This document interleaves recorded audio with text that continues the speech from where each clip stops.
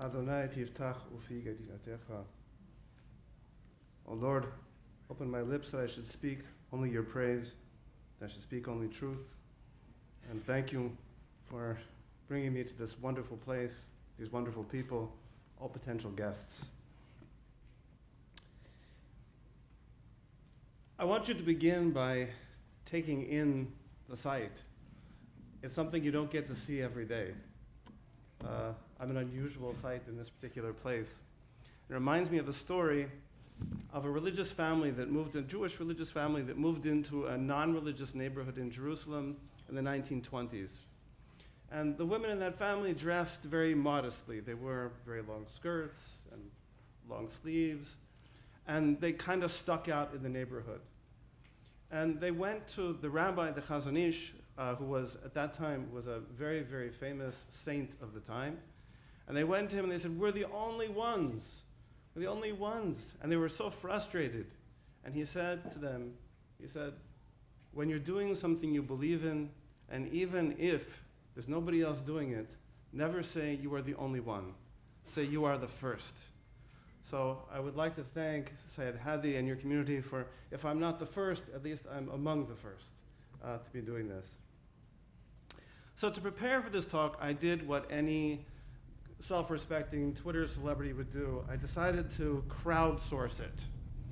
So to crowdsource it, what I did is I asked my followers, and this is a Twitter following of Muslims from all over the world, to share with me statements and traditions and stories of the Prophet of Islam that not only touch them, but change the way that they behave, that actually impact them, and to share with me not just the stories and sayings, but to tell me how those things actually impacted them. How did they change their behavior? And very soon I was inundated with these little glimpses of a man who lived 1,385 years ago. I hope I got the number right. But had a very profound influence on their lives in that very day. And as I read and I read, it started to become personal to me. Because I thought to myself, what would I like to be remembered for in 1,385 years? What would I want people to be saying about me if they were talking about me? Would I want them to know the make of my car? Would I want them to know the square footage of my home? Would I like them to know how many Twitter followers I have? Would I want them to know, how long it took me to upgrade to an iPhone X? Would I want them to know how well I cook?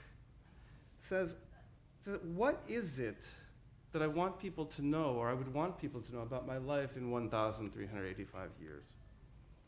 And my Twitter followers, when they talked about the prophets, they didn't talk about the size of his herds. I don't think he necessarily had very many. They didn't mention the grandeur of his homes. He didn't even have a door. They didn't mention the quality of the pastries at his table. Apparently he didn't eat white flour. It says they didn't mention even the way that he prayed or the way that he fasted or his prowess as a commander in war, except to say that he had mercy on those people over whom he was victorious. Nearly every single one of the hadith that was mentioned by Twitter followers, Muslims from every corner of the world, described how the Prophet treated other people and how that shaped the way they in turn treated other people. So one man told me that he always texted his wife before he came home because the Prophet used to send a messenger to his wife as a courtesy to her. Another described how patient he was with his children because he had the image of the Prophet praying and the children climbing on his back.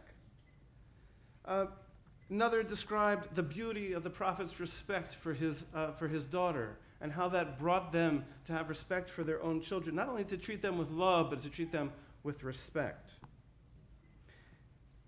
Described many, many little discreet acts of kindness, many of them to the most vulnerable people in society, of generosity, of a smile that the Prophet accounted as charity. There were the incisive words, and this really touched me, to a Bedouin who never showed affection to his own children, telling him, how can I teach you faith when you've forsaken simple human kindness? If I'm going to be remembered in 1,385 years, my hope is that I'm also going to be remembered for my kindness to others, for my simplicity, my patience, for my relationship with others. Maybe I don't have any of those qualities yet, but I hope that I will. But I found something deeper, and I think something which is world-changing. Again and again, my Twitter followers, again, Muslims from every corner of the world, pointed not only to the Prophet's behavior with others, but very specifically to the behavior of the Prophet in moments of conflict. Again and again, people told the story of the woman who dumps her garbage on his front porch every day, and on one day she's too sick to do it, right? And he goes and he visits her. And by the way, I've been told the story may not be authentic. My rabbi once told me a story about a rabbi. It was kind of a wild story. If anyone wants to hear it afterwards, I'll be happy to tell you. And I told him, I said, Rabbi, I'm really doubting this story is really authentic. And he says, that may be so, but people don't tell stories like this about you. So in any case. But the tale, the story, is an amazing story because it's a story about emotional maturity. And it's about a deep insight. The Prophet understood in the story that the woman's contempt for him was not really for him. Her contempt was for what she thought he was, not for who he really was. And when she saw who he really was, when he visited her when she was sick, she saw who he really was. He was patient enough to wait for that moment and to take that moment to show who he really was. People described incidents when groups of opponents would insult the Prophet on the street, and even as his protective young wife Aisha lost her temper, he counseled her, calm down, reminding her of the benefit of gentleness. Many quoted him saying to Aisha, you must be gentle. Truly, gentleness is not in anything, but that it beautifies it, and it is not removed from anything, but that it disgraces it. CNN, Fox, Vox, your Facebook page, your Twitter page, pick the news source you first see every day. Every single one tells the same tale of a world dominated by that removal of gentleness. Petty aggression, differences, petty aggressions that are fanned by false religion and nationalistic fervor into grotesque brutality. We're divided by our politics, our religions, our sects, our nationalities, our races. Every day, the great pie of humanity is sliced into smaller and smaller slices, and people teach their children to love only their little sliver and to hate the rest of the pie. From the White House to the Wild West of social media, we are overcome by an increasingly ugly troll culture, disgraceful in its lack of gentleness, fairness, or graciousness. And there are those for whom violence is now the only answer to every question. Those who create the growing human rubble all over the planet. This is a diseased world. There are many symptoms, but the disease is the same. 1,385 years after his passing, my Twitter followers pointed to their prophet as the antidote to this disease.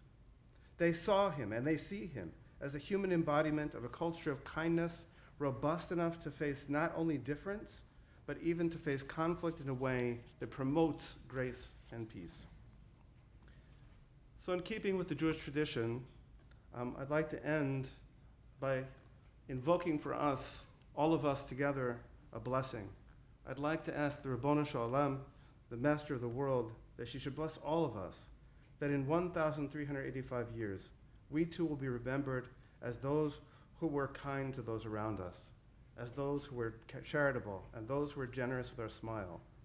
But above all, I want to invoke the blessing upon all of us that we be remembered as those who turned our ugly, divided world around, who are brave enough, mature enough, faithful enough to face even the most profound differences squarely, but with love and respect. I want to invoke the blessing on all of us that we be remembered in 1,385 years from now as faithful and fearless pursuers of peace. I'd like to end with a Hebrew rendition of Surat al-Fatiha. You'll recognize some of the words, they're cognate words. B'Shem Elohim harachaman v'harachum, Hatchila l'Elohim Rav Kol Amim, Harachaman v'Rachum Melech Yom Hadin, Otcha na'avod elecha nashuv, Hadchenu b'derech ha'yashar b'dacham she'ele asher netiyat lahem, Asher Acharon Apo Alehem Ulamin Hatoim. It's my prayer for you. Thank you so much for inviting me. Thank you so much for this great opportunity.